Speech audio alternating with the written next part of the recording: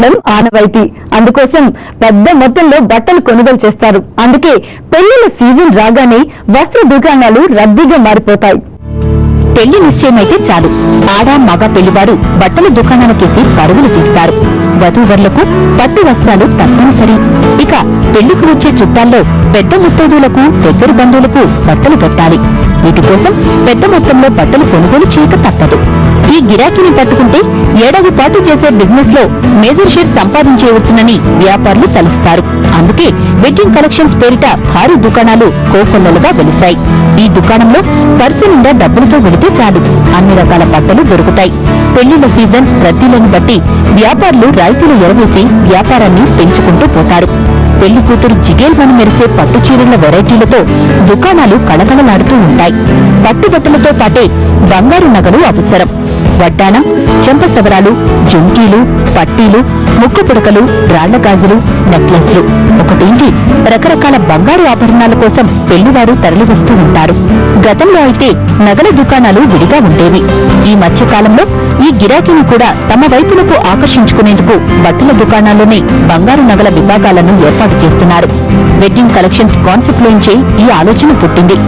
ఒకే చోట అటు బట్టలు ఇటు నగల కొనుగోళ్లు అయిపోతుండటంతో పెళ్లివారు కూడా ఈ తరహా దుకాణాలని ఎంచుకుంటున్నారు. ప్రస్తుతం బంగారం ధర చుక్కల్నంటడంతో పెళ్లివారు లపోదిపోమంటున్నారు. తులం బంగారం ధర 19,000 దాటిపోవడంతో వారికి చేతులు ఆడడం లేదు. అలాగని బంగారం కొనకుండా పెళ్లి తంతు పూర్తి చేయనూ లేరు. ఎంత బంగారం లాంటి సంబంధమైనా పెళ్లి కూతురు ఎంత బంగారంలా మెరిసిపోయేదైనా కట్న కానుకల్లో బంగారం లేకపోతే అసలు పెళ్లి సంబంధాలే కుదరవు. పెళ్లి ఎంత గొప్పగా చేశారనేది భోజనాల దగ్గరే తేలిపోతుందంటారు. పెళ్లికొచ్చిన వాళ్లు పెదవి విరిచారంటే ఎన్ని లక్షలు పోసి పెళ్లి చేసినా లాభం ఉండదు. అందుకే మరి పెళ్లిళ్లలో రుచికరమైన వంటలకు పెద్ద పీట వేస్తారు. పెళ్లిళ్లలో అందర్నీ ఆకర్షించేది విందు భోజనమే. 4 రకాల కూరలు, 4 రకాల పచ్చళ్లు, చిత్రాన్నాలు, పాయసాలు, బూరెలు, గారెలు వంటి పిండి వంటలు, స్వీట్లు ఒక్కటి కాదు. పెళ్లి భోజనం అంటే అన్ని రకాలు ఉండాల్సిందే. పెళ్లి పందిట్లో పొద్దున్నే టిఫినులు లాగించినా ఆ తర్వాత తినే భోజనం అదిరిపోవలసిందే. పూర్వం రోజుల్లో ఇన్ని వంటకాలు గాడి పొయ్యిలు పెట్టి గుండిగల్లో ఉండేవారు.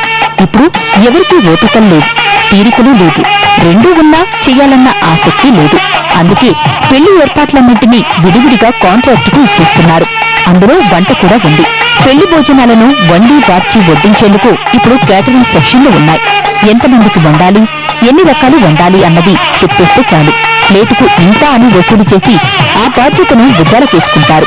పెళ్లికొచ్చే వారికి ఈ వంటలు నచ్చితే వాళ్ళ ఇళ్లలో జరిగే శుభకార్యాలకు కూడా పిలుస్తారన్న ఆశతో కేటరింగ్ నిర్వాహకులు కూడా వీలైనంత వరకు రుచిగా వండి పెట్టడానికి చూస్తారు. పెళ్లి భోజనాల వైభవం కూడా ఈనాటిది కాదు. వివాహ భోజనంబు వింతైన వంటకంబు. మాయాబజార్లోని పాట భోజనంలోకి కావలసిన వెరైటీలను బట్టి కేటరింగ్ వాళ్లు ప్లేటుకు 300 రూపాయల వరకు కూడా ఛార్జ్ చేస్తారు. స్తోమతను బట్టి పెళ్లి పెద్దలు కేటరింగ్ ను ఎంచుకుంటారు. పెళ్లిళ్ల సీజన్ వచ్చిందంటే చాలు కేటరింగ్ నిర్వాహకులకు ఊపిరి పీల్చుకునే టైమే ఉండదు. వాళ్ళు ఏం సంపాదించుకున్నా ఈ సీజన్లోనే మరి.